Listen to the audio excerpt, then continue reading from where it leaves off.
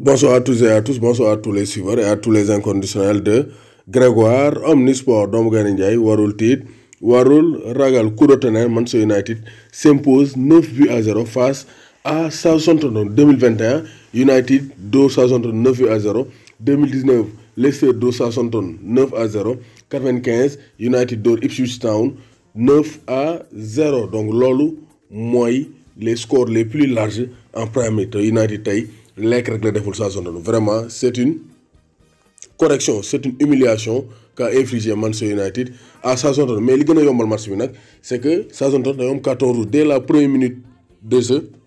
Carton rouge pour les joueurs de Southampton. Après United a déroulé sans pitié. United li ñu meroon yëpp dañ ko xëpp waa Southampton 9 à 0 avec un doublé d'Anthony Martial, 2 passes décisives pour Luke Shaw, 2 passes décisives pour Bruno Fernandes et des buts de Rashford, donc Cavani, donc Wan-Bissaka. Même Wan-Bissaka a marqué aujourd'hui. Donc Ben Nare contre son camp, McTominay a marqué, Bruno Fernandes sur penalty, Daniel James a marqué. Donc vraiment c'était la bamboula, Et ensuite 2 cartons jaunes, 2 cartons rouges.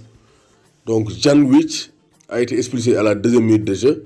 86e minute de jeu, Ben Narek a été exclu. Donc c'est une soirée noire pour Southampton. Donc United avec cette victoire revient à hauteur de City. 44 points pour City, 44 points pour United. Donc City va jouer demain. Am nañ 2 matchs de retard par rapport à United. Donc City am nañ avance ba léegi fële ca Premier League trou. Sheffield United se donne un bol d'air après avoir gagné face à Manchester United. Sheffield ñuy commencé yow l'équipe de Lys Mousset qui n'était pas sur la feuille de match, mais Iliman Ndiaye bokkoon na ci feuille de match bi mu ngi woon ci banc bi. Donc Aliou Cissé, les dirigeants du football sénégalais chaque jour maa leen di alerter Iliman Ndiaye nañ jug ci ay dossiers am.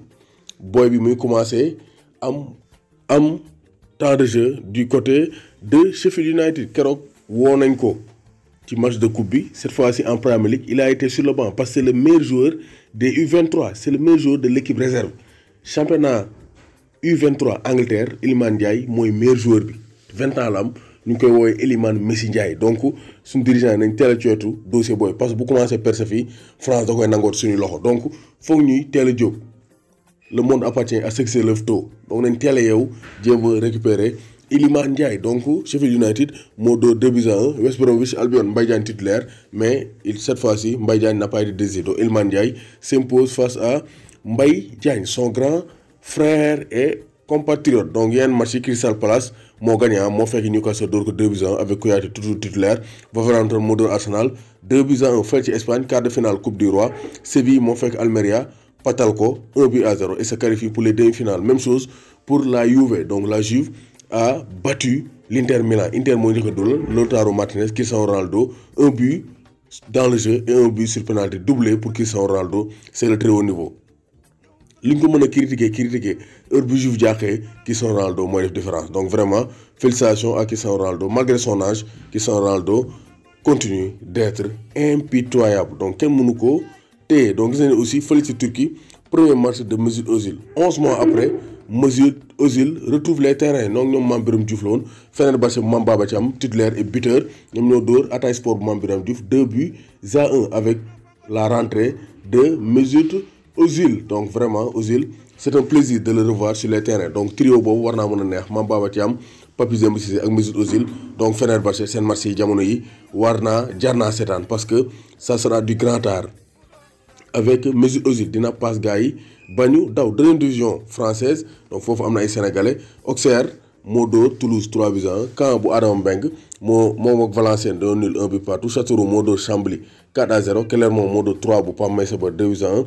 Dunkerque ak Rodez bu Pape Sané 0 but partout. Grenoble bu Moussa Djité moo dóor Guingamp bu Yannick Gomis 2 buts à 1. Yannick Gomis ancien joueur de Olympique de Ngor. donc dugal na, il a marqué malgré la défaite. Le Havre bu Diamal Thiaré ak Nancy bu Saliou Ciss dañoo nul 1 but partout.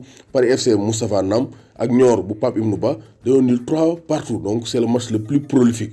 6 buts marqués. donc vraiment donc Pape Ibnou Ba a marqué son 11e but de la saison. donc vraiment Pape Ibnou Ba c'est le très haut niveau. il fait partie des meilleurs buteurs sénégalais cette saison. Pau bu Cheikh Tidiane Sabaly moo dóor Amiens bu Amadou Ciss 2 buts à 0. Sochaux bu Omar Daf moom dañ ko dóor ça ne va plus pour Sochaux et Omar Daf 2 buts à 0.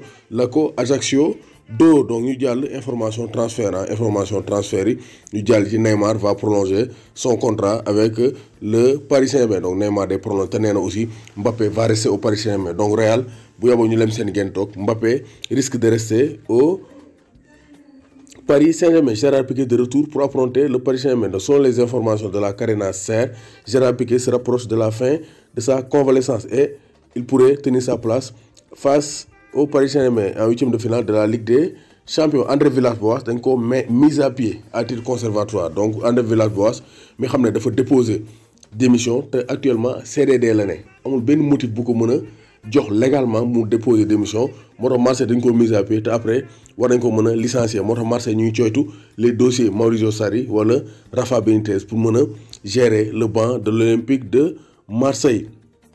Eden Hazard absent à l'entraînement pour fatigue musculaire donc Hazard ça ne va pas Hazard moom donc son séjour au Real Madrid est un cauchemar ça ne va plus pour Eden Hazard blessure sur blessure bu ñëwaatee jouer benn match ak xaaj blessé waat donc vraiment ça ne va plus pour Eden Hazard. Ansu Fati moom pareegul Piqué mën naa mu ñëwaat mais Ansu Fati ne sera pas prêt pour le Paris Saint-Germain parce que genou bi day gonflé wu heure bu commencé def ay activité physique donc ça ne va pas pour Ansu Fati foog Barça toog faj ko ba mu wér sinon jël risque bi ça n'a pas donc c'est pas sûr. Feu vert médical pour Sergio Dest donc Dest pourrait retrouver les terrains avec le FC Barcelone ce mercredi en Coupe du Roi loolu aussi leer na donc ça c'est très clair doomu Gana Ndiaye warul tiit warul ragal.